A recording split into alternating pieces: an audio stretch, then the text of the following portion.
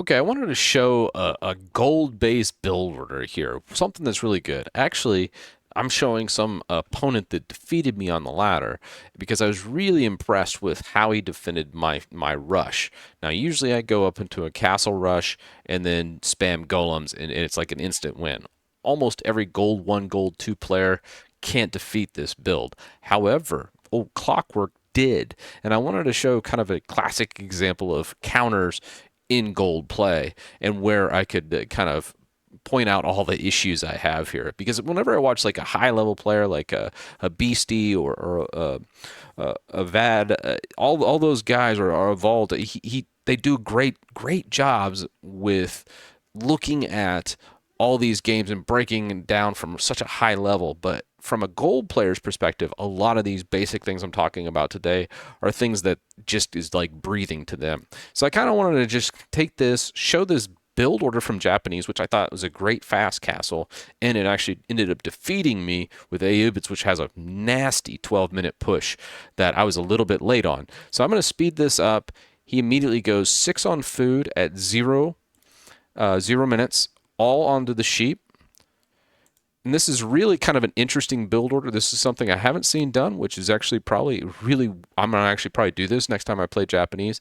Builds a house here and then puts a forge right over on the gold, which I thought was really kind of cool because he's not wasting time picking berries. He immediately goes to this really nice 7-3 split where he has 7 workers here, 3 over here, and this one, he's about to grab his Tawara. He was a little bit slow. Again, this is gold level play.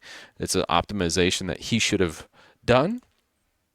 There comes the Tawara in, and he's going to be rallying all these players right onto the sheep, which honestly, he could probably move all of these over onto berries very soon, like within the next couple seconds, probably around the 2-minute mark or even 155, he could have moved them to berries. So if we look right around 213, he's moving them to berries after Tawara finishes, just because you get that speed up on the gather rates. Still has 3 over here and 9 on food at 2 minutes. And right at the 3-minute marker, he's throwing down the storehouse, takes 3 food villagers, pushes it over here, and now he starts transitioning over to wood. Like most builds in this game, it always seems like you're stacking food vills with just a couple over on gold, and then as soon as around 3 minutes you lay down your landmark, you immediately go over to wood so you can build production buildings. And around 5 minutes, this is usually when you start to see early harassment. Horses and things like that from other civs will come in. You could see like desert raiders from Aubitz, something he was worried about. Obviously, I was worried about it too. I was building a tower over on my gold, as was he. And currently, he's finishing off pretty much his wood. He's getting ready to transition here with going to age 2. And he took all the vills from that storehouse also and put them on gold. So he has 6 over here, 11 on food.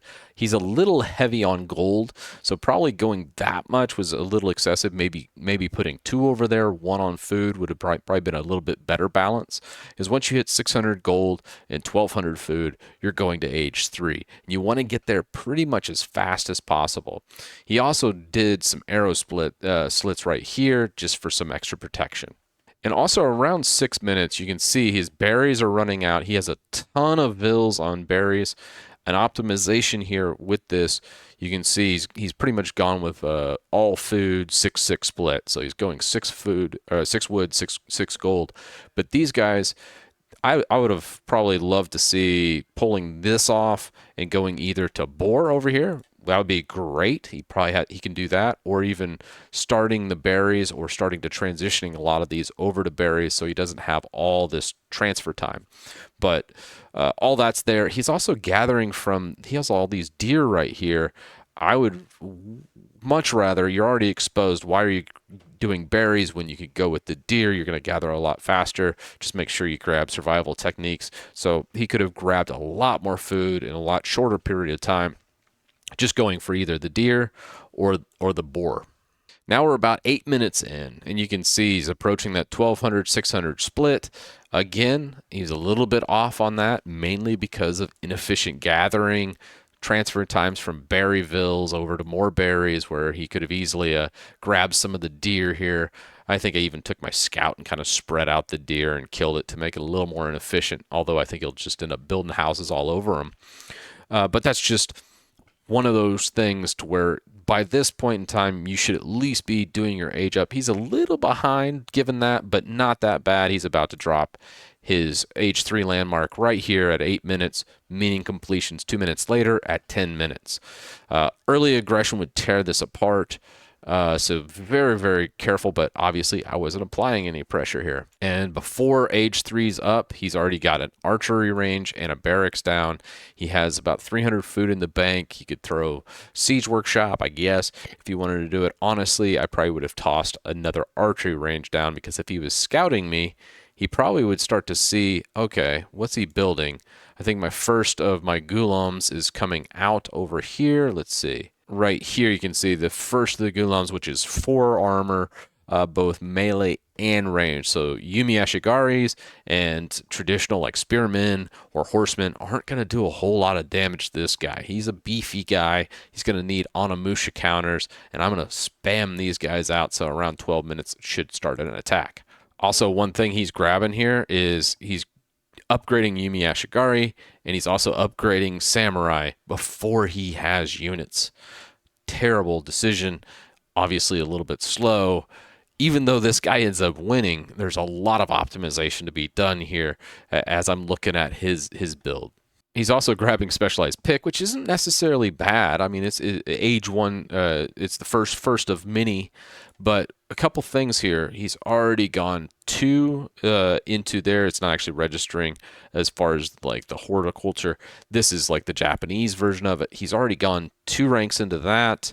And he hasn't done any double broadaxe. I guess he doesn't care too much about the food with all the farms he's getting from here for free. But instead of having all of this exposure, he could have probably dropped a couple farms down. A lot of Japanese players by this point in time are starting to look at stone. He's not. Obviously, he's just wanting to rush to that castle age. And I get it. There's a lot of merit to it, but there's a lot of upgrades he's getting without proper units. He only has 3 Yumi Ashigaris. He even got his samurai upgrade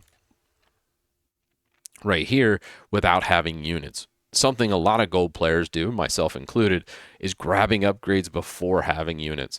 If you don't have 5 to 10 of those units already on the field, don't bother with the upgrade. Get more units out right now, because a lot of this gold he's burning could have gone to more Anas or more samurai, depending on what your opponent's building. So one good thing he's doing, it's about 13 minutes in, you can see 1 relic, 2 relics, and then a 3rd relic is coming in right here. So that's great after a fast castle. And then we see the mask that's coming here. I'm starting to move out the Ghulams. You can see huge army value difference here, or not too terrible. So he has some defense, but still he could have had more. But again, scouting, that's the main thing. What loses gold games is scouting. Obviously, if I would have scouted him, I would have seen the Anas, and I'm like, oh, okay, I should toss in some camel lancers. 3 or 4 camel lancers to go with this army. It would have been game over. I would have won instantly. And then he would have had to throw maybe some spearmen to protect these guys along with the samurai front line. So that's his build right here. This is actually a really good counter to the golems, because these are like heavy men at arms, and the samurai will keep these guys busy, and these guys can just kite around and pick off all this with that is really just nasty 19 damage to heavy, which is gross. So these guys will just chew through a lot of Castle Age gold units, and you'll see that front line. I'm like, okay, let me go after these, and he's just kind of kites them around, try to get some value, killing some villagers and Sams.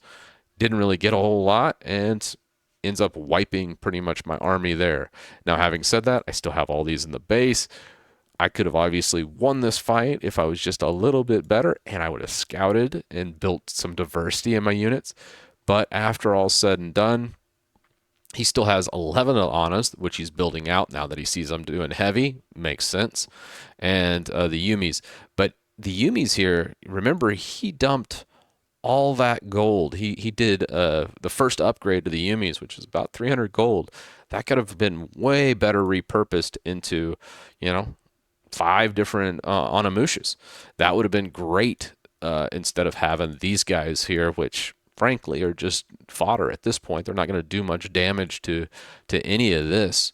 So that's one thing, just an optimization that I see. Now, this fight can go on. I just kind of wanted to show the very first of it, and we kind of go back and forth. I just really liked his build order, and I saw all the optimizations to make for Japanese, and it's something, it's a tough sieve, I think, for a beginner like myself, but one I kind of like to walk through. And when I had the Ubids, I thought, oh, Japanese, it's just an instant win. And I ended up misplaying this, and I saw what he did. I wanted to share it with you all. Share the build down below. I thought a 10-minute castle's not too bad, even with a lot of the bad optimizations he had. A lot of the commentary in this video should help you get to a sub 10, maybe even a 9-minute castle age with Japanese, and then you know, hey, this is how you're going to get out of gold. Because I've gotten to plat in the prior video when I was showing the rush at hand, this was just, oh man, I was just destroying so many people, and you can see I'm starting to pump out some camel lancers, trying to adjust, but having lost that first major battle with all that value gone was just pretty rough, and I had a hard slog ahead. I could have probably still beat him just coming up through here and just doing a lot of eco damage and then controlling points of the map, but having lost a lot of the relics early game, that's just a tough sell. It was pretty brutal, but I loved the fact I lost this game against Japanese, and I hopefully you learned something from this. Let me know any comments, commentary, things I might have missed, further optimizations that you see. And with that, I'll see you all in the next one.